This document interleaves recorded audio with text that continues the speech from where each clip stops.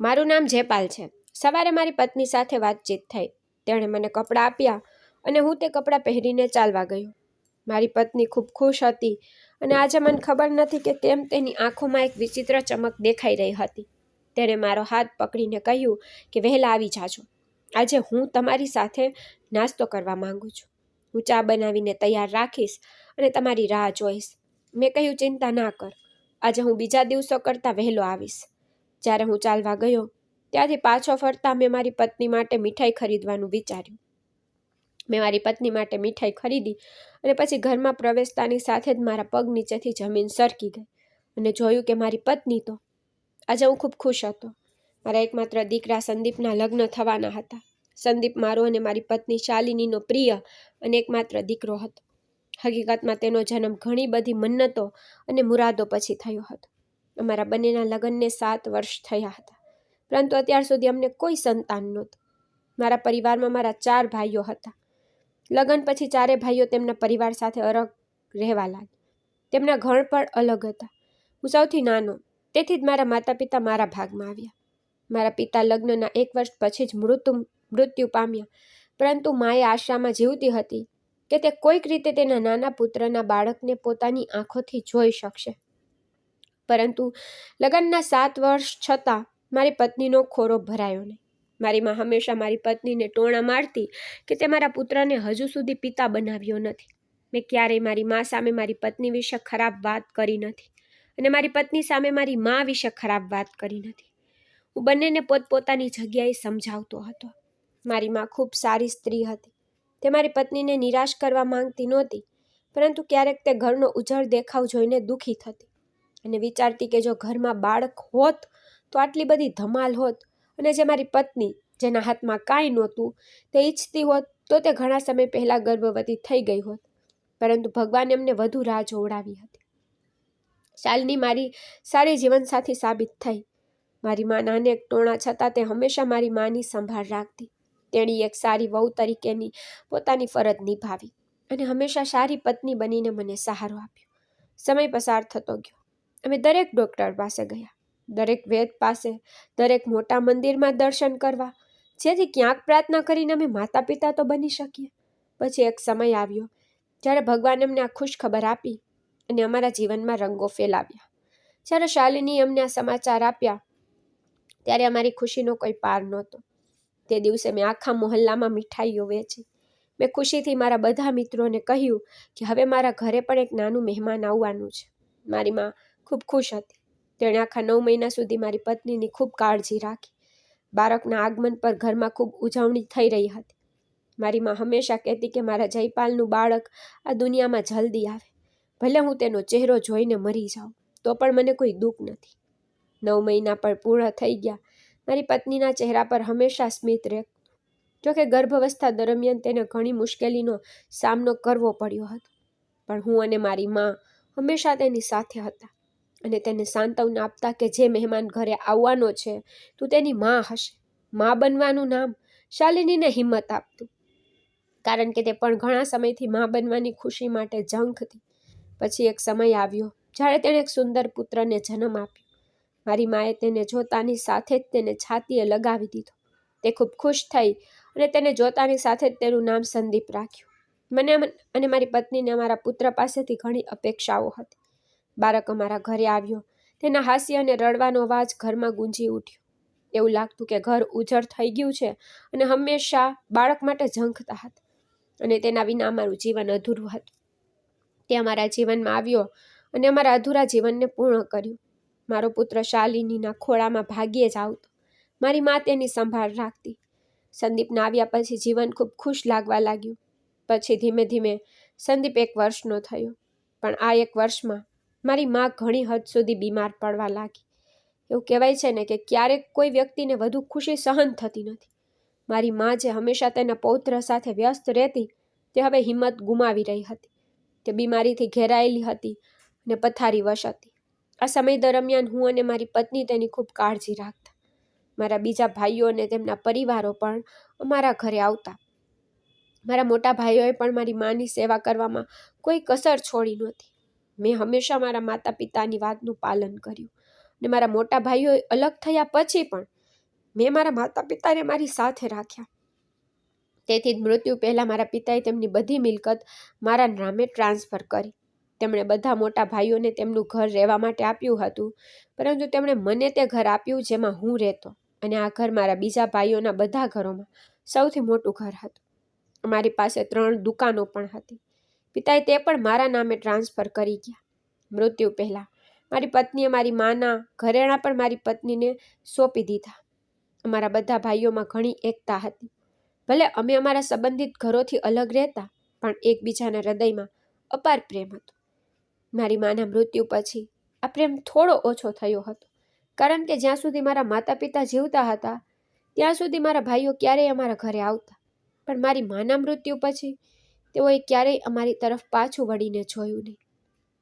અમે ફક્ત કોઈ કાર્યક્રમમાં મળતા અથવા કોઈ બીમાર હોય ત્યારે એકબીજાને મળવા જતા. બાકીના બધા પોતાના કામમાં વ્યસ્ત હતા. ધીમે ધીમે સંદીપ મોટો થવા લાગ્યો, અને જ્યારે તે 3 વર્ષનો થયો ત્યારે મારી પત્નીએ ફરીથી સારા સમાચાર મળ્યા. આ વખતે મારી પત્નીએ એક પુત્રીને જન્મ આપ્યો હતો, જેનું નામ મેં ઇન્દુ રાખ્યું. હવે અમારો પરિવાર પૂર્ણ થઈ ગયો. અમે અમારા બાળકોમાં વ્યસ્ત હતા. શાલિની અને હું અમારા બંને બાળકોને સમાન રીતે પ્રેમ કરતા. અમે તેમના ઉછેરમાં કોઈ કસર છોડી નહીં અને તેમની દરેક ઈચ્છા પૂરી કરી. મારા દીકરાએ 4 વર્ષની ઉંમરે શાળાએ જવાનું શરૂ કર્યું, અને મારી પુત્રી ખૂબ નાની હતી. જીવનમાં ખુશીઓ હતી. મારો વ્યવસાય પણ સારો ચાલી રહ્યો હતો. મારા જીવનમાં કોઈ કમી નહોતી. સમય જતાં બાળકો મોટા થઈ રહ્યા હતા, સાથે સમજદાર બની રહ્યા હતા. મેં અને મારી પત્નીએ તેમની સારી શિક્ષા અને સારા મૂલ્યો આપવા માટે દરેક રીતે પ્રયાસ કર્યો. ખરેખર મારા બંને બાળકો ખૂબ જ બુદ્ધિશાળી હતા, અને હું ઈચ્છતો હતો કે તે બંને બુદ્ધિશાળી રહે. બંને ભાઈ બહેનો વચ્ચે એકતા હોવી જોઈએ. ધીમે ધીમે મારા બંને બાળકો મોટા થયા. મેં તેમના શિક્ષણમાં કોઈ કસર છોડી નહીં. મેં હંમેશા મારી દીકરીને દીકરા જેવી જ રાખી. અમારા પરિવારમાં ઘણો પ્રેમ હતો. જ્યારે સંદીપે અભ્યાસ પૂર્ણ કર્યો ત્યારે મેં તેને સારી કંપનીમાં નોકરી અપાવી, અને ઇન્દુ હજુ પણ અભ્યાસ કરી રહી હતી. મારી દીકરી ખૂબ જ સુંદર હતી, અને મારો દીકરો પણ ખૂબ જ સ્માર્ટ હતો. મારા પડોશમાં મારા ઘણા મિત્રો હતા, જેમની સાથે હું મારા ફ્રી સમયમાં બેસીને ચા પીતો. મારી પત્ની એક પરિપક્વ અને બુદ્ધિશાળી સ્ત્રી હતી. તે ફક્ત તેના ઘર અને પરિવારની કાળજી રાખતી. તેને તેની આસપાસના બાકીના લોકોની કોઈ પરવા નહોતી. પડોશની ઘણી સ્ત્રીઓ તેની પાસે આવતી. તેઓ અવ્યવસ્થિત વાતો કરતી, ખરાબ વાતો કરતી, પરંતુ મારી પત્ની ક્યારેય તેમની ખરાબ વાતોમાં સામેલ થતી નહીં. જોકે તે તેની પાસે આવતી દરેક સ્ત્રીને આદરપૂર્વક બેસાડતી, ચા નાસ્તો પીરસતી અને પછી તેમને વિદાય આપતી.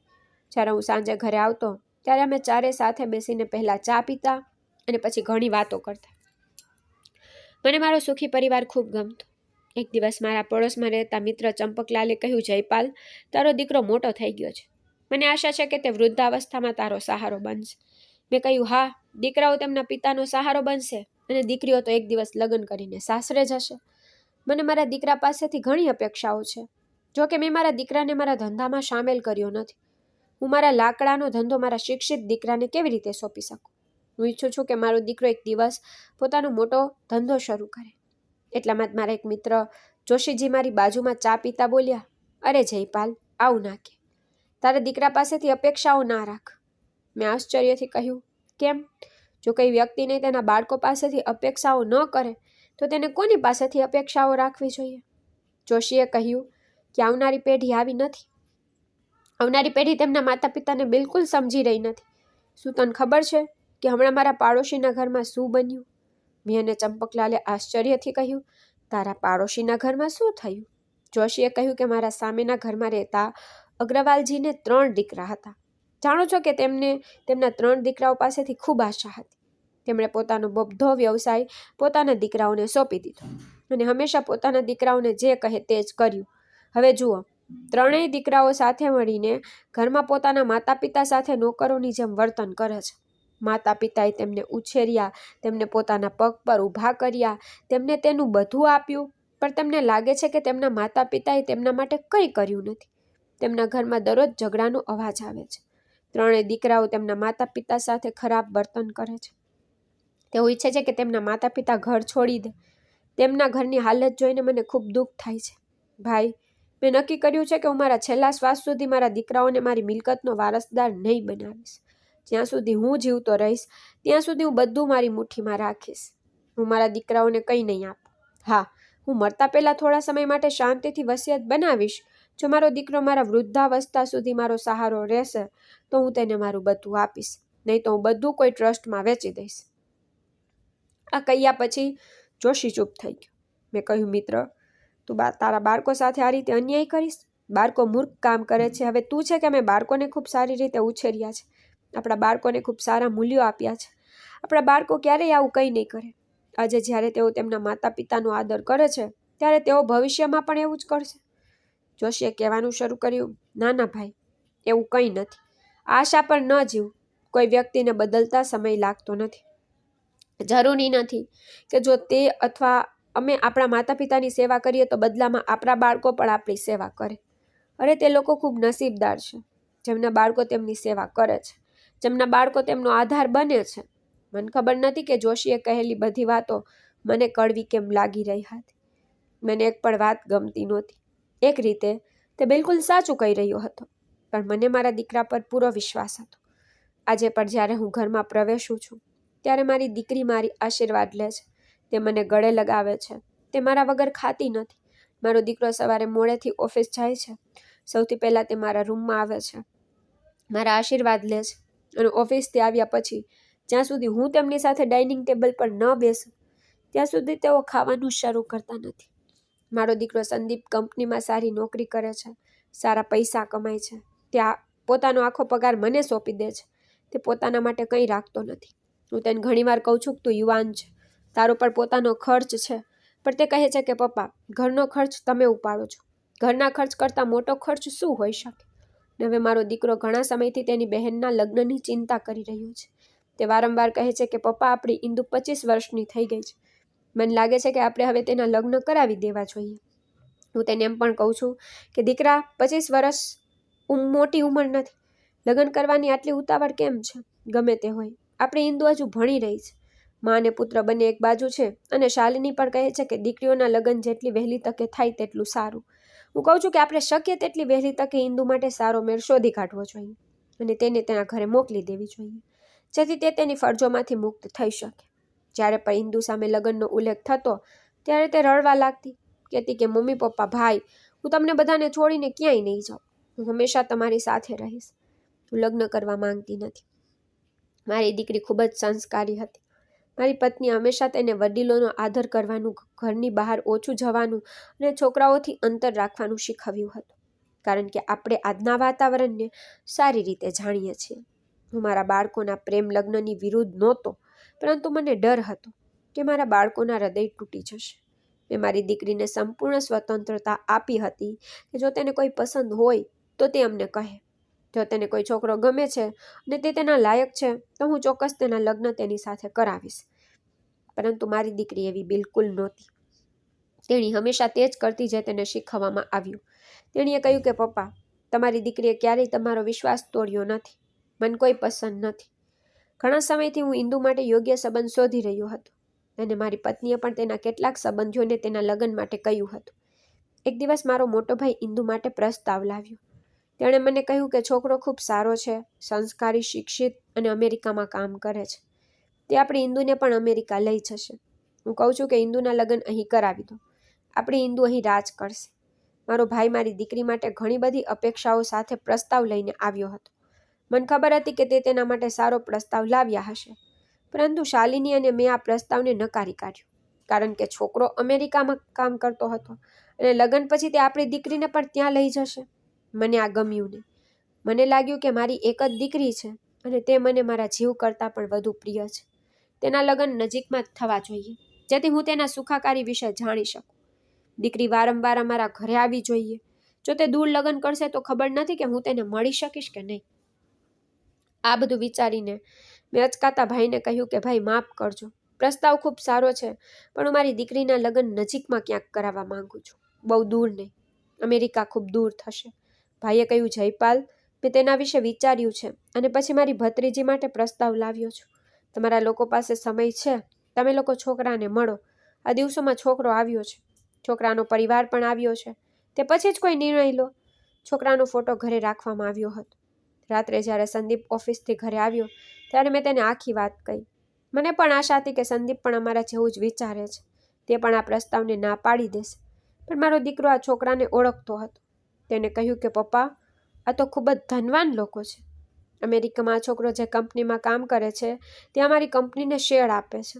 મને લાગે છે કે તમારે આ પ્રસ્તાવ સ્વીકારવો જોઈએ. મેં કહ્યું, પણ દીકરા, આપણી ઇન્દુ આપણાથી ખૂબ દૂર જશે. તેને કહ્યું, આમાં કંઈ મોટી વાત નથી પપ્પા. તમે જુઓ કે આપણી ઇન્દુ ત્યાં રાજ કરશે. શાલિની મારી સામે જોવા લાગી. કદાચ તેણે પણ પોતાના દીકરા વિશે વિચાર્યું હશે. પછી આખરે મેં પણ આ સંબંધ માટે સંમતિ આપી. છોકરાનો પરિવાર આવ્યો હતો. તેઓ ઇન્દુને પસંદ કરી ગયા. અમને પણ તે છોકરો ખૂબ ગમ્યો અને પછી અમે ખૂબ જ ધામધૂમથી તેના લગ્ન કર્યા. દીકરી આદર સાથે ચાલી ગઈ. તેને વિદાય આપતી વખતે અમે બધા ખૂબ રડ્યા. મેં મારી દીકરીને કહ્યું હતું કે તું અમને મળવા આવતી રહેજે. ખૂબ દૂર જઈ રહી છે, અમને ભૂલશે નહીં. લગ્નના 15 દિવસ પછી ઇન્દુ અને તેનો પતિ અમેરિકા ચાલ્યા ગયા. અમને અમારી દીકરીનો ફોન આવતો. તેમને કહેતી કે તે ત્યાં ખૂબ ખુશ છે. અમારા હૃદયને શાંતિ મળતી કે સારું થયું. અમારી દીકરીને સારું સાસડિયું મળ્યું. હવે મેં વિચાર્યું કે સંદીપ પણ 28 વર્ષનો થઈ ગયો છે. આપણે તેના વિશે પણ વિચારવું જોઈએ. એટલા માટે એક દિવસ મારી પત્નીએ સંદીપ સાથે વાત કરી, દીકરા, હું ઈચ્છું છું કે તું પણ લગ્ન કરે. એટલા માટે હું તારા માટે છોકરી પસંદ કરવા માંગુ છું. સંદીપે હસતા હસતા કહ્યું કે મમ્મી, તમારે છોકરી પસંદ કરવાની જરૂર નથી. મેં છોકરી પહેલેથી જ પસંદ કરી લીધી છે. આ સાંભળીને અમને આશ્ચર્ય થયું નહીં. અમારા દીકરાની ખુશી અમારા માટે સૌથી મહત્વની હતી. તેથી તેણે અમને જે છોકરીના વિશે કહ્યું તે છોકરીના ઘરે સંબંધ લઈ ગયા. છોકરી સારી અને સુંદર હતી. તે જ કંપનીમાં કામ કરતી જ્યાં સંદીપ કામ કરતો, એક જુનિયર પોસ્ટ પર. મને છોકરીનો પરિવાર થોડો વિચિત્ર લાગ્યો. તેના બધા ભાઈ બહેનો પરિણીત હતા. તેના પિતા હવે રહ્યા નથી અને તેની માં ઘણી વાતો કરતી, પરંતુ છોકરી સુંદર હતી. આ વિચારીને અમે સંદીપના લગ્ન શ્રેયા સાથે કરાવી દીધા. લગ્ન પછી થોડા દિવસો સુધી શ્રેયા અમારી સાથે ખૂબ સારી રહી, પરંતુ લગભગ 1 મહિના પછી તે વિચિત્ર કાર્યો કરવા લાગી. જેમ કે તે સવારે વહેલા ઉઠતી નહોતી, તે તેના રૂમમાં બેસીને ખાતી, તે તેના રૂમમાં બેસીને નાસ્તો કરતી, તે ઉઠીને ડાઇનિંગ ટેબલ પર પણ આવતી નહોતી. મેં જોયું કે સંદીપ પણ મોટા ભાગે તેના રૂમમાં જ રહેતો. જ્યારે તેના પિતા ઘરમાં હાજર હોય ત્યારે પણ તે તેના રૂમમાંથી બહાર આવતો નહોતો. જ્યારે મેં આ અંગે પોતાની ફરિયાદ કરવાનો પ્રયાસ કર્યો ત્યારે શાલિનીએ મને રોક્યો અને કહ્યું કે દીકરાના હમણાં જ લગ્ન થયા છે અને નવા લગ્નમાં બાળકો ઘણીવાર આવું કરે છે. લગ્ન પછી તરત જ મેં મારા દીકરાને બદલતો જોયો. તેણે તેના માતા પિતા સાથે વાત કરવાનું, સમય વિતાવવાનું પણ બંધ કરી દીધું. તે સવારે ઉઠીને થોડી વાતો કરતો, આશીર્વાદ લેતો અને ઓફિસ જતો. સાંજે ઘરે આવતો અને પછી તેના રૂમમાં બંધ રહેતો. તે બંને રૂમની અંદર ભોજન કરતા. દીકરી ચાલી ગઈ અને દીકરો રૂમની બહાર નીકળતો નહોતો. અમે બંને પતિ પત્ની એકલા ભોજન કરતા. મેં જોયું કે શાલિની ખૂબ થાકી ગઈ હતી. કદાચ પુત્રવધુ આવ્યા પછી તેના પર ઘરકામ ઘણું વધી ગયું. સંદીપના લગ્ન પછી 15 દિવસ સુધી ઇન્દુ પણ તેના પતિ સાથે ઘરે જ રહી હતી અને તેણે પણ તેની માને કામમાં ઘણી મદદ કરી. પરંતુ પુત્રી ગયા પછી ઘર ઉજળ લાગતું અને શાલિની પર ખૂબ મહેનત પડતી, છતાં પણ તે હિંમતથી કામ કરતી. એક દિવસ જ્યારે હું અચાનક ઘરમાં પ્રવેશ્યો ત્યારે મેં જોયું કે મારી પત્ની ફ્લોર સાફ કરી રહી હતી અને પુત્રવધુ સોફા પર મોબાઈલનો ઉપયોગ કરીને જોરથી હસતી હતી. અંદર પોતાની સાથે પુત્રવધુ તરત જ ઊભી થઈ ગઈ અને કહ્યું, પપ્પાજી, તમે આવી ગયા છો? મેં કહ્યું, હા, હું આવી ગયો છું વહુ. તમારે પણ તમારી સાસુને ઘરકામમાં મદદ કરવી જોઈએ. શ્રેયા મારી વાતને સાંભળીને મોં ફેરવી ગઈ હોય તેવું લાગ્યું. તે મોં ફેરવીને પોતાના રૂમમાં ગઈ હતી. શાલિનીએ કહ્યું કે આજે તમે તમારી વહુ સાથે કેવી વાત કરી? મેં કહ્યું કે તું આખો દિવસ ઘરકામ કરવામાં વિતાવે છે. વહુને પણ તારી સાથે ઘરકામમાં ધ્યાન આપવું જોઈએ. હવે તે નવી વહુ નથી, તે જૂની થઈ ગઈ છે અને હવે તેને કાયમ અહીં જ રહેવાનું છે. ત્યાં કેમ સમજતી નથી? તો શાલિનીએ મારા ખંભા પર હાથ મૂકીને કહ્યું કે તમે ખૂબ ભાવુક થઈ રહ્યા છો. એવું કંઈ નથી. હું પહેલાં પણ ઘરના બધા કામ કરતી, હું હજુ પણ કરું છું, તો શું થયું? મેં કહ્યું, ના, પહેલાં તું ઘરકામ એકલી નહોતી કરતી. પહેલાં ઇન્દુ તારી સાથે કામ કરતી. મારી દીકરી ઘરકામ પણ કરતી અને વડીલોનું પણ સન્માન કરતી. જે દિવસથી વહુ આ ઘરમાં આવી છે ત્યારથી આજ સુધી મેં તેને અમારી સાથે ભોજન ખાતી, પૂજાપાઠ કરતી જોઈ નથી અને ન તો મેં તેને તારી કે મારી સાથે વાત કરતી જોઈ છે. દર બીજા કે ત્રીજા દિવસે તેની માં અહીં ભવા ચડાવીને આવે છે ને સીધી તેની પુત્રીના રૂમમાં જાય છે. મને ખબર નથી કે મા દીકરી બંધ રૂમમાં શું કરે છે. અમે હજુ સુધી અમારી પુત્રીના સાસરિયામાં ગયા નથી. ખૂબ વિચાર કર્યા પછી દીકરીના સાસરિયામાં જવું જોઈએ.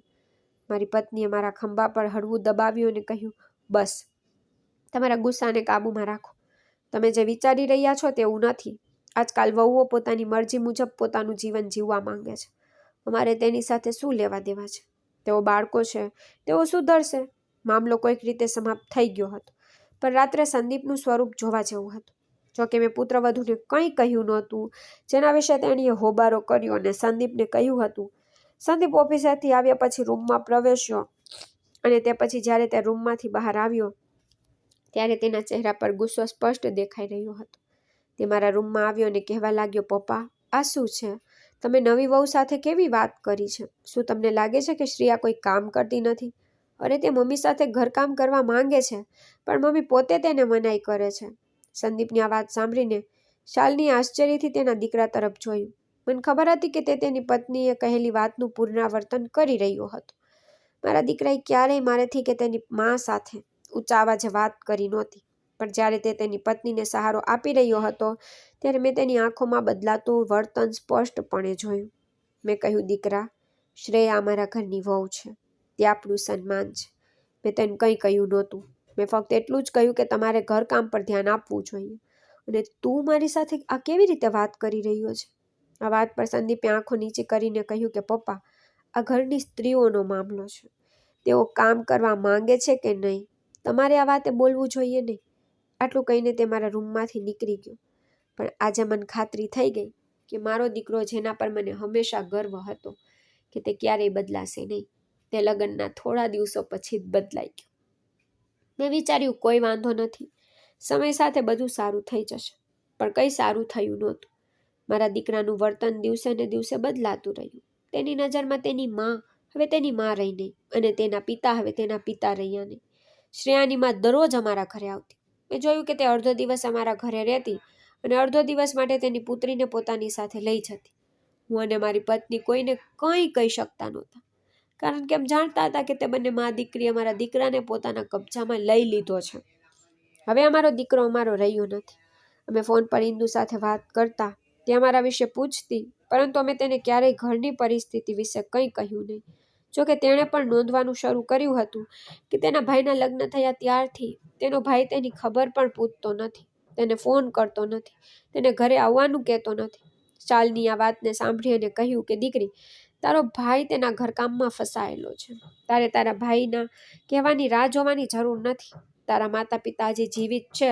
તું જ્યારે ઈચ્છે ત્યારે તારા માના ઘરે આવી શકે છે. ઘરનું વાતાવરણ બદલાઈ રહ્યું હતું. જે ઘરમાં બાળકો હંમેશા મજાક કરતા, હવે એ જ બાળકો પોતાના જીવનમાં વ્યસ્ત હતા. અને અમે બંને પતિ પત્ની ફક્ત એકબીજાના સાથી અને સહારો હતા.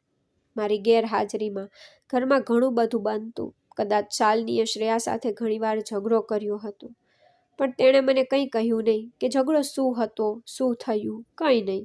હા, પણ મને ચોક્કસ લાગ્યું કે જે દિવસથી વહુ ઘરે આવી ત્યારથી મારી પત્નીની તબિયત દિવસે ને દિવસે બગડતી જતી. તેને ઘરના બધા કામ કરવા પડતા. એના ઉપર વહુના ખૂબ નખરા હતા. વહુને તેની સાસુએ રાંધેલું ભોજન ગમતું નહોતું. ક્યારેક મારી પત્નીને અનેક પ્રકારના ખોરાક રાંધવા પડતા. તેને બધાના કપડાં ધોવા પડતા.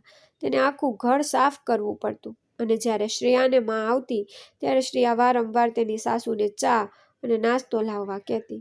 ઘરમાં ઘણું બધું થતું. મારી પત્નીને નોકરાણી બનાવી દેવામાં આવી, પણ મને આ બધું ખબર નહોતી. ગમે તેમ શાલિની હવે વૃદ્ધ થઈ ગઈ હતી. હું પણ વૃદ્ધ થઈ ગયો હતો. મારા હાડકામાં કોઈ કામ કરવાની તાકાત નહોતી, છતાં પણ હું દુકાને જતો. લોકો કહેતા કે ભાઈજી, હવે તો દુકાને આવવા જવાનું બંધ કરો. હવે દીકરો તો એટલો સક્ષમ થઈ ગયો છે કે તમે ઘરે બેસીને આરામ કરો અને દીકરો કમાઈને તમને ખવડાવે.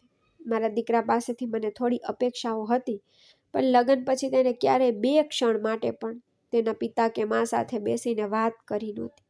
ઘરમાં જે કંઈ પણ થતું હતું, હું અને મારી પત્ની શાંતિથી તેને અવગણતા અને વિચારતા કે કદાચ આજની પેઢી તેમના વૃદ્ધ માતા પિતા સાથે આવું જ કરી રહી છે. પરંતુ છતાં મને લાગતું કે મારા હાથમાં હજુ પણ એટલી શક્તિ છે કે હું મારી અને મારી પત્નીની સંભાળ રાખી શકું. મારો દીકરો તેની પત્ની સાથે વ્યસ્ત છે. તેની પત્નીને ખરીદી કરવા લઈ જવું, તેની સાથે કાર્યક્રમોમાં હાજરી આપવી, આ બધું તો તેના માટે સામાન્ય બની ગયું. તે અમારી સાથે ખૂબ જ આળસુ રીતે વાત કરતો, એટલી ઉતાવળમાં રહેતો જાણે તેની ટ્રેન ચૂકી જવાની હોય. ઘણો સમય આમ જ પસાર થતો ગયો. હવે મારી તબિયત પણ સારી નહોતી અને આ તબિયતને કારણે મારો ધંધો પણ ડૂબી રહ્યો હતો. અને પછી એક દિવસ એવો આવ્યો જ્યારે મારી દુકાન સાવ ખાલી થઈ ગઈ. શાલિનીએ કહ્યું કે તમે હવે વૃદ્ધ થઈ ગયા છો, તમારે દુકાન પર ન જવું જોઈએ. આપણો દીકરો છે ને ઘરનો બધો ખર્ચ ઉપાડશે, પછી આપણી પાસે ભગવાને આપેલું બધું છે. મેં પણ એવું જ વિચાર્યું અને દુકાન ભાડે આપી હતી. પછી મેં ઘરે સંપૂર્ણપણે રહેવા લાગ્યો. હું મારી પત્નીને આવી હાલતમાં જોઈ શકતો નહોતો, તેથી તેની સુવિધા માટે મેં એક નોકરાણી રાખી જે ઘરનું બધું કામ કરતી. ઘરમાં મારી હાજરીથી એટલો ફરક પડ્યો કે મારી વહુ ક્યારેય મારી સામે શાલિની સાથે વાત કરતી નહોતી. કદાચ તે મારી ગેરહાજરીનો ફાયદો ઉપાડતી અને તેની સાસુ પર હુકમ ચલાવતી. તેની માનો અમારા ઘરે આવવાનો હજુ પણ અંત આવ્યો નહોતો. શ્રેયાના ભાઈ અને ભાભી કદાચ તેની સાથે વધુ વાત કરતા નહોતા, પરંતુ માં હંમેશા અમારા ઘરે આવતી, પોતાની દીકરીના રૂમમાં પોતાને બંધ કરીને તેની સાથે ગપશપ કરતી. મને શ્રેયાની માં એક અજાણી સ્ત્રી લાગતી. એવું લાગતું કે જ્યારથી તે અમારા ઘરે આવે છે ત્યારથી અમારા ઘરમાંથી કોઈ કિંમતી વસ્તુ ગાયબ થઈ રહી છે. એક દિવસ મારી પત્નીએ મને કહ્યું કે લોટ ભેરવતી વખતે તેણે તેની સોનાની વીંટી કાઢીને રસોડામાં રાખી હતી અને તે સમયે શ્રેયાની માં તેની સાથે વાત કરવા આવી હતી અને પછી તેના કારણે શાલિની વીંટી મળી રહી નથી. તેણે મને કહ્યું કે શાલિનીની કેટલીક મોંઘી સાડીઓ પણ તેના કપડામાંથી ગાયબ થઈ રહી છે. મારી પત્નીનો લગભગ બધો સામાન ગાયબ થઈ રહ્યો હતો. તેથી જ મેં વિચાર્યું કે મારે ઘરમાં કેમેરા લગાવવા જોઈએ. એક દિવસ હું બજારમાં ગયો અને કેમેરા ખરીદ્યા. મેં રસોડામાં કેમેરા અને બહાર હોલમાં કેમેરા લગાવવાનું નક્કી કર્યું હતું, પણ શાલિની વારંવાર એવું કરવાનો ઇનકાર કરી રહી હતી. જો વહુ અને પુત્રને આ વાતની ખબર પડશે તો તેઓ હંગામો મચાવશે. તેમને કેવું લાગશે? મેં કહ્યું કે દરેકને જે અનુભવવું હોય તે અનુભવે. જો કોઈ ઘરમાં ચોરી કરી રહ્યું હોય તો તેમને પકડવું ખૂબ જ મહત્વપૂર્ણ છે. શાલિનીના વારંવાર ના પાડવા છતાં મેં જાણી જોઈને ઘરમાં કેમેરા લગાવ્યા. સંદીપ અને શ્રેયા બીજા કોઈને પણ આ વાતની ખબર નહોતી. થોડા દિવસો આમ જ પસાર થયા અને પછી તે દિવસ આવ્યો જ્યારે હું રોજની જેમ સવારે વહેલા ચાલવા જતો. મેં શાલિનીને જગાડી, શાલિની ઉઠું, ચાલવા જાઉં છું. 6 વાગ્યા છે. શાલિની મારા એક જ અવાજ પર જાગી ગઈ. હું સવારે ચાલવા જતો હતો અને શાલિનીને જગાડતો હતો, પણ ખૂબ થાકેલા હોવાથી શાલિની મારા ગયા પછી જાગતી હતી. પણ તે દિવસે એટલો વિચિત્ર હતો કે તે એક અવાજ સાંભળીને જાગી ગઈ અને કહ્યું કે આજે વહેલા ઘરે આવજો, હું નાસ્તો બનાવીને તૈયાર રાખીશ, આપણે બંને સાથે બેસીને ખાશું. મેં કહ્યું હા, હું વહેલો આવીશ, તું ઉઠી જા. તે દિવસે મને ખબર નથી કે મને મારી પત્નીનો ચહેરો કેમ ખૂબ પસંદ આવ્યો. હું હસતા હસતા તેના ચહેરા તરફ વળ્યો અને ઘરની બહાર નીકળી ગયો. રસ્તામાં મને યાદ આવ્યું કે ગઈકાલે રાત્રે શાલિનીએ તેના માટે જલેબી લાવવાનું કહ્યું હતું. મને યાદ છે કે ઘરે પાછા ફરતી વખતે હું મીઠાઈની દુકાનમાંથી દૂધ જલેબી ખરીદીશ, ત્યાં સુધીમાં દુકાન પર ખુલી જશે. જ્યારે હું પાર્કમાં ફરવા જતો ત્યારે મારા જૂના મિત્રો પણ ત્યાં હતા, જે ઘણીવાર મારી સાથે ચા પીતા. તેઓ મારી સાથે ફરવા જતા. તેઓ પણ મારી સાથે વૃદ્ધ થઈ ગયા હતા. હું તેમની સાથે ચાલતો અને પછી અમે ઘણી વાતો પણ કરતા, જે અમારી વચ્ચે વારંવાર થતી. ત્યાંથી પાછા ફરતી વખતે જ્યારે મેં જલેબી વેચનારની દુકાન જોઈ ત્યારે મેં મારી પત્ની માટે જલેબી ખરીદવાનું શરૂ કર્યું. મેં દૂધની દુકાનમાંથી દૂધ ખરીદ્યું. પાછો ફરતો હતો ત્યારે મારા એક જૂના મિત્રને મળ્યો. તેને કહ્યું, જયપાલ જલેબી ખરીદી રહ્યો છે? મેં હસીને કહ્યું, હા, તારી ભાભીના કહેવાથી ખરી રહ્યો. તે હસવા લાગ્યો અને કહ્યું કે આટલા વર્ષો પછી પણ ભાભી પ્રત્યેનો તારો પ્રેમ ઓછો થયો નથી. ભગવાન તમારો પ્રેમ આ જ રીતે રાખે. હું તેની વાત સાંભળીને ખુશ થયો અને કહ્યું, મને હવે મોડું થઈ રહ્યું છે, આપણે સાંજે મળીશું. આટલું કહીને હું ત્યાંથી નીકળી ગયો. મારા હાથમાં ગરમા ગરમ જલેબીની થેલી હતી. હું મનમાં વિચારી રહ્યો હતો કે શાલિનીને જલેબી ખૂબ ગમે છે. તેને જોઈને તેના ચહેરા પર સ્મિત આવશે અને તેનું સ્મિત જોઈને મારો દિવસ બની જશે. મેં ધીમે ધીમે દરવાજો ખોલ્યો અને ઘરમાં પ્રવેશ કર્યો. હું જલેબી અને દૂધની થેલી લઈને રસોડા તરફ ગયો અને જોયું કે રસોડું હજુ ખાલી હતું. ત્યાં કોઈ નહોતું. ગમે તેમ પુત્રવધુ 12 વાગ્યા પહેલાં જાગતી નહોતી અને સંદીપ 9 વાગ્યા સુધીમાં ઓફિસ જતો હતો. હજી ફક્ત 8:15 વાગ્યા હતા. મેં રસોડામાં વસ્તુઓ રાખી અને તરત જ રૂમમાં આવી ગયો. જ્યારે રૂમમાં આવ્યો ત્યારે મેં જોયું કે તે હજુ પણ પલંગ પર એ જ હાલતમાં પડી હતી, જે હાલતમાં હું તેને છોડીને ગયો હતો. મેં તેને અવાજ કર્યો, વાહ વાહ, તું હજુ સૂઈ રહી છે? ઊઠ, કેટલો સમય થઈ ગયો છે. તે કહ્યું હતું કે નાસ્તો બનાવીને તૈયાર રાખીશ. જો હું તારા માટે દૂધ જલેબી લાવ્યો છું, હવે ગરમ ગરમ ખા. અરે હવે ઊઠ. હું તેની નજીક બેઠો. મેં તેનો હાથ સ્પર્શ કરી અને હલાવવાનો પ્રયાસ કર્યો તો તેનો હાથ અચાનક ઢીલો પડી ગયો અને પલંગની ધાર પર લપસી ગયો. મારા હાથે તેને પકડી રાખ્યો અને ચહેરા પરનું સ્મિત ગાયબ થઈ ગયું. એક ક્ષણ માટે મને લાગ્યું કે કદાચ શાલિની મારી સાથે મજાક કરી રહી છે અથવા તે ગાઢ ઊંઘમાં છે. મેં તેને અવાજ કર્યો, શાલિની, જાગી જા. શાલિની. મેં શાલિનીનો ચહેરો મારી તરફ ફેરવતા તેના ચહેરા પર કોઈ હાવભાવ નહોતા, કોઈ ગરમી નહોતી, કોઈ હલનચલન નહોતી, કોઈ સ્મિત નહોતું. હકીકતમાં તેનું આખું શરીર ઠંડુ હતું. મેં બૂમ પાડી, શાલિની, મજાક ન કર. જો હું તારા માટે દૂધ જલેબી લાવ્યો છું, જલ્દી ઉઠ. મારી આંખોમાંથી આંસુ વહેવા લાગ્યા, પણ શાલિની મને છોડીને દૂર જતી રહી. ફરીથી શાલિનીને હલાવવાનો પ્રયાસ કર્યો, તેને જગાડવાનો પ્રયાસ કર્યો, પણ તે ઊભી ન થઈ. થોડી વાર પહેલાં તો તે બિલકુલ ઠીક હતી. તે મારી સાથે વાત પણ કરી રહી હતી. અને અચાનક શું થયું? હું જોરથી રડવા લાગ્યો. ના શાલિની, ના, તું મને છોડી શકતી નથી. ઝડપથી મારી આંખોમાંથી આંસુ લૂછ્યા અને તરત જ હું સંદીપના રૂમ તરફ દોડી ગયો. મેં તેના રૂમનો દરવાજો જોરથી ખખડાવ્યો. સંદીપ દીકરા, સંદીપ, જાગી જા. તારી માં કંઈ બોલી રહી નથી. જો એને શું થયું છે. હું ઘણા સમય સુધી તેના રૂમનો દરવાજો ખખડાવતો રહ્યો. ઘણા સમય પછી જ્યારે તેણે દરવાજો ખોલ્યો ત્યારે તે આંખો ચોરવા લાગ્યો. બોલ્યો, પપ્પા, શું થયું? તમે કેમ અવાજ કરી રહ્યા છો? તમને ખબર છે ને કે હું આખી રાત સૂઈ શક્યો નથી. હું હમણાં જ સૂતો છું અને તમે અવાજ કરવા લાગ્યા છો. મેં કહ્યું, દીકરા, આવ અને જો તારી માને શું થયું છે. સંદીપ મારી સાથે રૂમમાં ચાલીને ગયો. તેની પત્ની પણ તેની પાછળ પાછળ આવી ગઈ. જ્યારે તેણે તેની માને શરીરને સ્પર્શ કર્યું અને જોયું ત્યારે તેણે કહ્યું, પપ્પા, માં દુનિયા છોડીને ચાલ્યા ગયા છે. સાંભળીને મારા પગ નીચેથી જમીન સરકી ગઈ. મારો અવાજ ખૂબ ધ્રુજી રહ્યો હતો. બસ ત્યારે જ વહુ બોલી અને કહ્યું, અરે તમે ઊભા રહીને શું જઈ રહ્યા છો? પાડોશના લોકોને જાણ કરો ગમે તેમ. આપણી પાસે સમય નથી અંતિમ સંસ્કાર કરવા માટે, સ્નાન કરવાને એક બાજુ બેસીને રડવા માટે. તેણે સંદીપ તરફ જોયું અને કહ્યું કે સંદીપ, તને ખબર છે ને કે આજે મારી મિત્ર સ્નેહાના લગ્ન છે, તો આ બધું જલ્દી પૂરું કરો. હું થોડી વાર બંનેને જોતો રહ્યો. મારો દીકરો પણ તેની પત્નીને સહારો આપી રહ્યો હતો. થોડી વારમાં પડોશમાંથી કેટલીક સ્ત્રીઓ આવી. તેમાંથી એકે પૂછ્યું કે શાલિની ભાભીને શું થયું ભાઈ? મેં ધીમેથી કહ્યું કે તે સવારે સૂઈ રહી હતી અને જાગી જ નહીં. કોઈએ સફેદ ચાદરથી તેનો ચહેરો હળવેથી ઢાંકી દીધો અને હું ફક્ત એક બાજુ બેસીને રડતો રહી. છેવટે મારી જીવનસાથી મન છોડીને ચાલી ગઈ. ત્યારે સંદીપ બહારથી આવતા લોકોને જોઈને કહ્યું, અરે, તેને જલ્દી ઉપાડો ને, એમ્બ્યુલન્સ રાહ જોઈ રહી છે, મોડું થઈ રહ્યું છે. જ્યારે મેં આ સાંભળ્યું ત્યારે મેં મારા દીકરાને ધીમેથી કહ્યું, દીકરા, તારી માને થોડો સમય રહેવા દે. ત્યારે વહુએ ચીડમાં કહ્યું, હવે તમારે શું કરવાનું છે? રાહ જોઈ? મમ્મીજીને જલ્દી અગ્નિ સંસ્કાર કરો. પપ્પા, તમે કેટલું નાટક કરશો? આ કહીને વહુ બહાર ગઈ અને સ્ત્રીઓ વચ્ચે બેસી ગઈ અને પછી રડવાનો ઢોંગ કરવા લાગી. મોહલ્લાની બધી સ્ત્રીઓ કહેતી કે શાલિની બહુ ખૂબ જ સારી સ્ત્રી હતી અને હું એક બાજુ માથું નમાવીને બેઠો. મારી પત્નીના અગ્નિ સંસ્કાર થઈ ગયા અને તેના મૃત્યુને 7 દિવસ વીતી ગયા. ઘરની શાંતિ જે દિવાલો સામે ગુંજતી પણ હવે કોઈ સંભાળનારું નહોતું. દીકરો અને વહુ હજુ પણ એવા જ હતા. તેઓ પોતાના રૂમમાં બંધ રહેતા અથવા ઘરની બહાર ફરતા હતા. હું આજે હંમેશાની જેમ જાગી ગયો, પણ આ વખતે મને ટુવાલ આપનાર મારી પત્ની નહોતી, પણ ફક્ત તેનો ફોટો હતો. શાલિનીના મૃત્યુ પર મેં મારા દીકરાને ઘણીવાર કહ્યું હતું કે તે આ વિશે ઇન્દુને કહે, પણ તેણે સ્પષ્ટ ના પાડી દીધી. તેણે અને તેની પત્નીએ કહ્યું કે જો ઇન્દુ અહીં આવશે તો તે થોડા દિવસ અહીં રહેશે અને પછી આપણે તેની સંભાળ રાખવા માટે અમારું મહત્વપૂર્ણ કામ છોડવું પડશે. તો તેને જાણ કરવાની કોઈ જરૂર નથી. ગમે તે હોય, તે આટલી દૂરથી અહીં આવીને શું કરશે? તે દિવસે હું ખૂબ રડ્યો કે મારી દીકરીને છેલ્લી ઘડીએ તેની માનો ચહેરો જોવાનું પણ નસીબ નહોતું.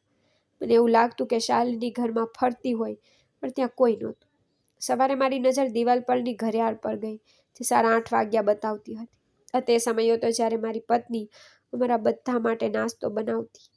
તેની યાદો ઘરની દરેક દિવાલના દરેક ખૂણામાં હાજર હતી. હું મારા રૂમમાં બેઠો હતો, મારી પત્નીને યાદ કરી રહ્યો હતો, જ્યારે અચાનક મને ખ્યાલ આવ્યો કે જે દિવસે શાલિનીનું અવસાન થયું તે બિલકુલ ઠીક હતી.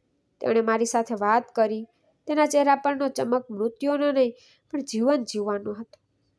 પછી મારા ગયા પછી તેને શું થયું કે તે સૂતી રહી. હકીકતમાં તો તે ઉઠીને બેઠી હતી અને તેને કહ્યું હતું કે હું જલ્દી ઉઠીશ, તમે જલ્દી આવજો. તો પછી તે કેમ સૂતી રહી? શું હું સાચું વિચારી રહ્યો છું કે આ મારો ભ્રમ છે? આ વિચારીને મેં સેજ માથું નમાવ્યું. કદાચ આ બધું મારી સાથે એટલા માટે થઈ રહ્યું છે કારણ કે હું ઘણા દિવસોથી સૂતો નથી.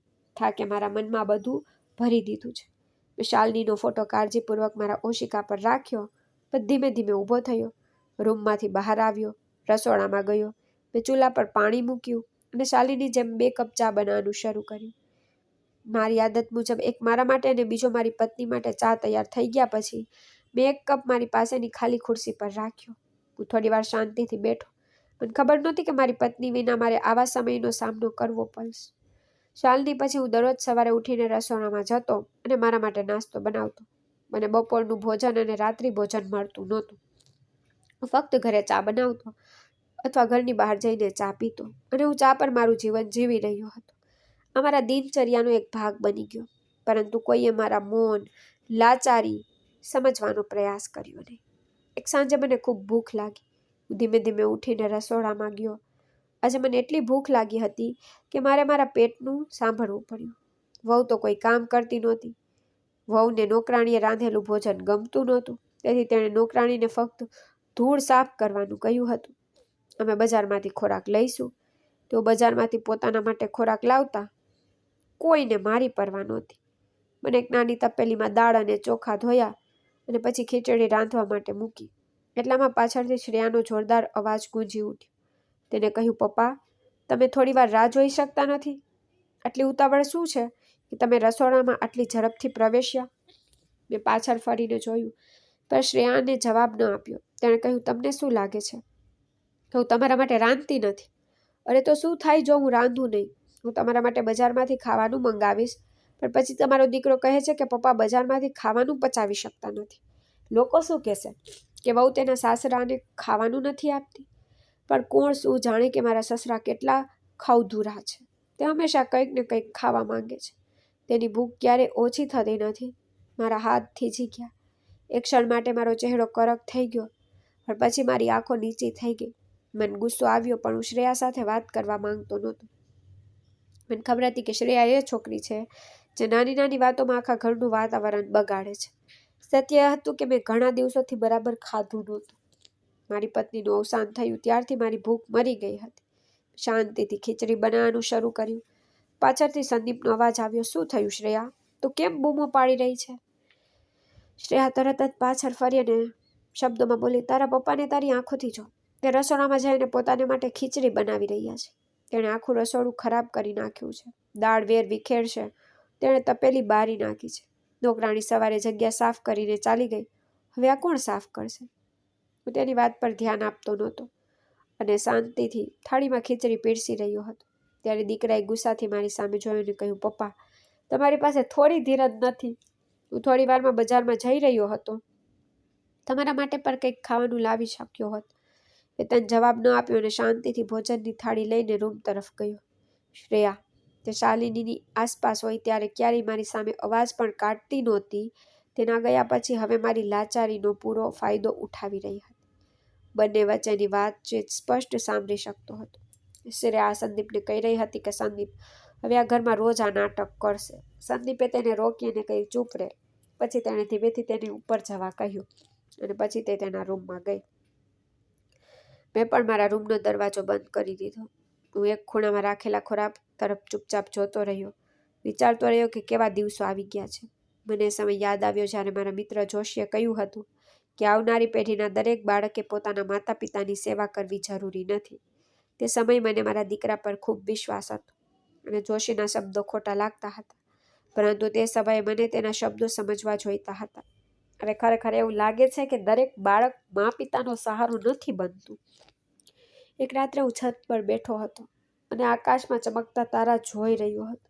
મને એવું લાગવા લાગ્યું કે મારી પત્ની મારી બાજુમાં બેઠી છે, કારણ કે ઘણીવાર જ્યારે હું રાત્રે છત પર આવતો ત્યારે તે પણ ચાનો કપ લઈને મારી બાજુની ખુરશી પર બેસતી. અમે બંને વાતો કરતા અને આકાશ તરફ જોતા રહેતા. પણ આજે મારી સાથે વાત કરવા માટે કોઈ નહોતું. તે રાત્રે હવામાં થોડી ગરમી હતી.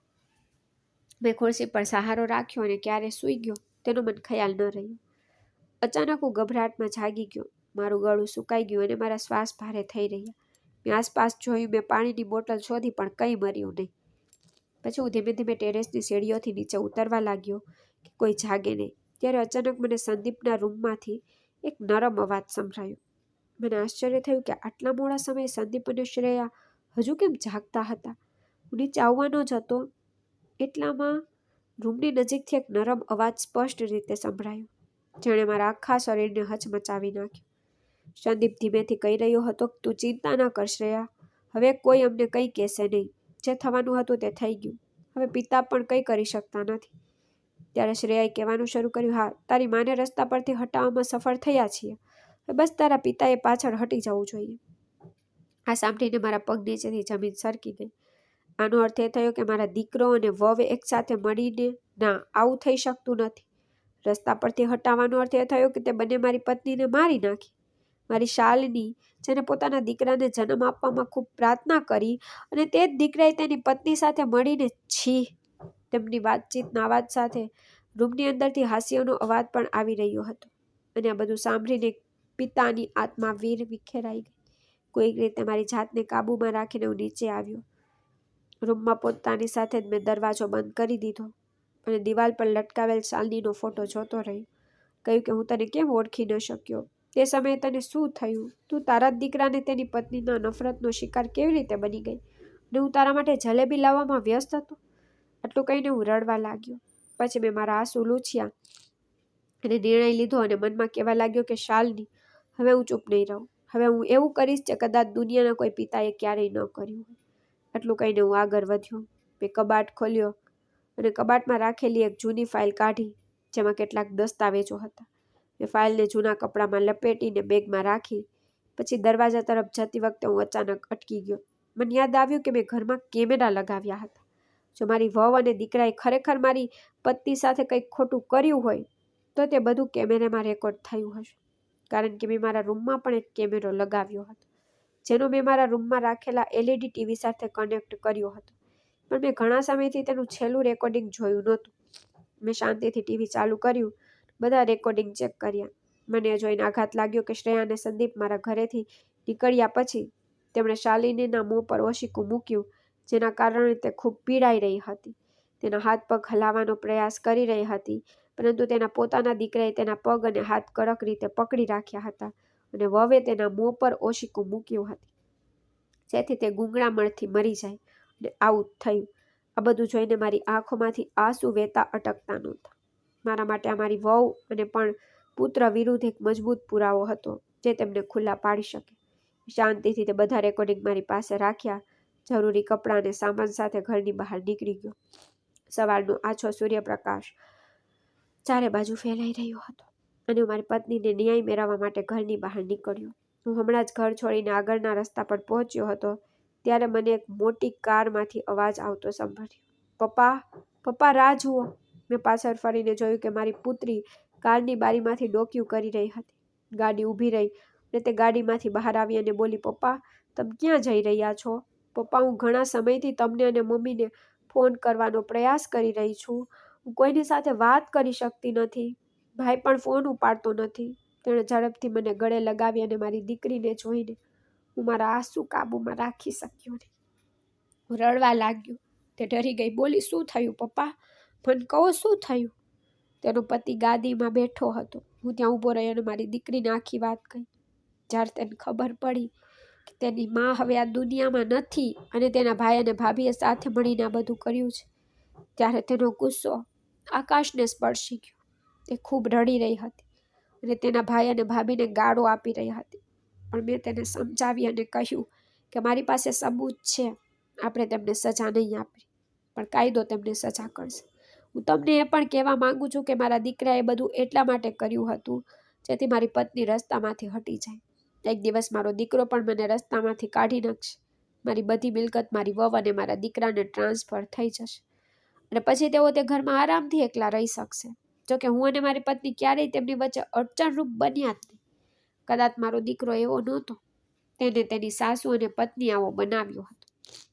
કારણ કે જે સ્ત્રીએ અમારું ઘર બરબાદ કર્યું તે બીજું કોઈ નહીં પણ મારા દીકરાની જ સાસુ હતી, જેણે તેની દીકરી અને જમાઈને સલાહ આપી કે જો તમે આ ઘરમાં તમારી મરજી મુજબ જીવવા માંગતા હોય તો તમારે તમારા માતા પિતાને રસ્તા પરથી દૂર કરી દેવા જોઈએ. મેં અને મારી પત્નીએ મારા દીકરાની ખુશી માટે પણ ક્યારેય કોઈ કસર છોડી નહીં. તે તેની સાસુથી પ્રભાવિત થઈ ગયો અને તેણે તેની માને તેની પત્ની સાથે મળીને મારી નાખી. કોણ જાણે તે મને ક્યારે મારવાનો હતો. સારું થયું કે મેં તે દિવસે મારા પોતાના કાનથી તેમની વાતચીત સાંભળી અને ઘરમાં કેમેરા લગાવેલા હતા, જેના દ્વારા મને તે લોકોની સત્યતાનો પુરાવો મળ્યો.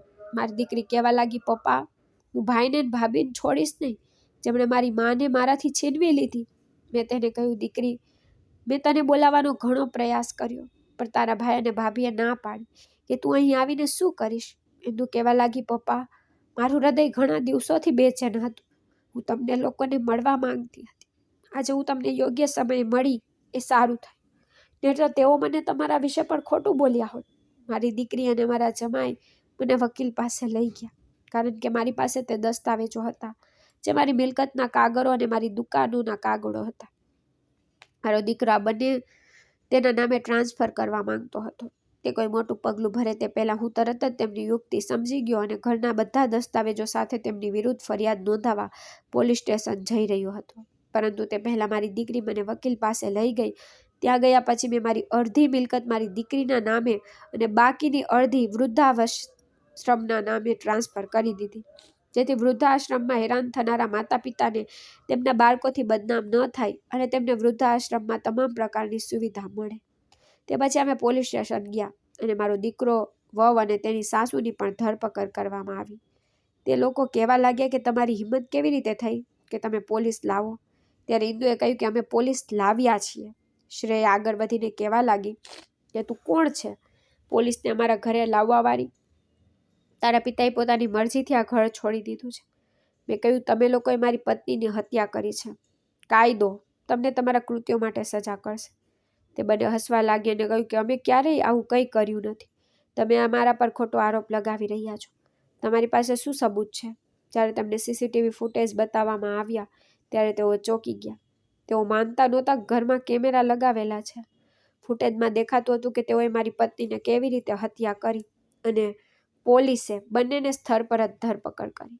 મારી દીકરાની સાસુ જે તે સમયે ઘરમાં હાજર હતી, તેઓ આરામથી સોફા પર બેઠા હતા અને શાલિનીના ઘરેણાં તિજોરામાંથી કાઢીને એકબીજામાં વેચી રહ્યા હતા. મેં તે ઘરેણાં મારા હાથમાં લીધા અને કહ્યું કે આ મારી પત્નીના ઘરેણાં છે, હું તે કોઈને નહીં આપું. પોલીસે ત્રણેયની ધરપકડ કરી. જ્યારે મારા દીકરાને હથકડી લગાવવામાં આવી ત્યારે તેણે ખુલાસો કર્યો કે તેને આ બધું તેની સાસુના કહેવાથી કર્યું છે, જેથી તે તેમના ઘરમાં જઈ શકે અને તેઓ મારી આખી મિલકત પર કબજો કરી શકે અને મને રસ્તામાંથી કાઢી અને શાંતિથી પોતાનું જીવન જીવી શકે. પણ હવે બધું સ્પષ્ટ થઈ ગયું, કારણ કે સત્ય ક્યારેય છુપાયેલું રહેતું નથી. તે ત્રણેયની ધરપકડ કરવામાં આવી. પોલીસે તેમને જેલમાં મોકલી દીધા. મારો દીકરો મારી પાસે માફી માંગી રહ્યો હતો, પરંતુ એવા દીકરાને ક્યારેય માફ નહીં કરું જે પોતાના માતા પિતાને સહારો ન આપી શકે. તેના બદલે માતા પિતાનો પ્રિય હોવાથી તે માતા પિતા સાથે ખોટું કરે. તેમને તેમના કાર્યોની સજા મળી. પછી મારી દીકરી મને પોતાની સાથે અમેરિકા લઈ ગઈ. આજે પણ હું મારી દીકરી સાથે અમેરિકામાં રહું છું. તેનો પતિ ખૂબ સારો છે. તે મને પોતાના સસરા નહીં પણ પોતાના પિતા માને છે. મારી દીકરી મારી ખૂબ કાળજી રાખે છે, પણ આજે પણ હું મારી પત્નીને ખૂબ યાદ કરું છું. હું આ વાર્તા દ્વારા તમને આ સંદેશ આપવા માંગુ છું કે સંતાન તમારું તે જ છે જે વૃદ્ધાવસ્થામાં તમારો સહારો બને. જો તમને તમારા બાળકના યુવાનીમાં બદલાતા સ્વભાવને જુઓ તો તરત જ તેનાથી દૂર રહો અને તમારા વૃદ્ધાવસ્થાને સુરક્ષિત રાખવા માટે સૌપ્રથમ તમારી બચત સુરક્ષિત રાખો. મિત્રો, મને આશા છે તમને અમારી વાર્તા ગમી હશે. જો તમને વાર્તા ગમી હોય તો વિડીયોને લાઈક કરો. ચેનલ પર નવા છો તો ચેનલને સબસ્ક્રાઈબ કરો. નોટિફિકેશન બેલને જરૂર દબાવો જેથી તમને આગળની અપડેટ પહેલાં મળે. ધન્યવાદ.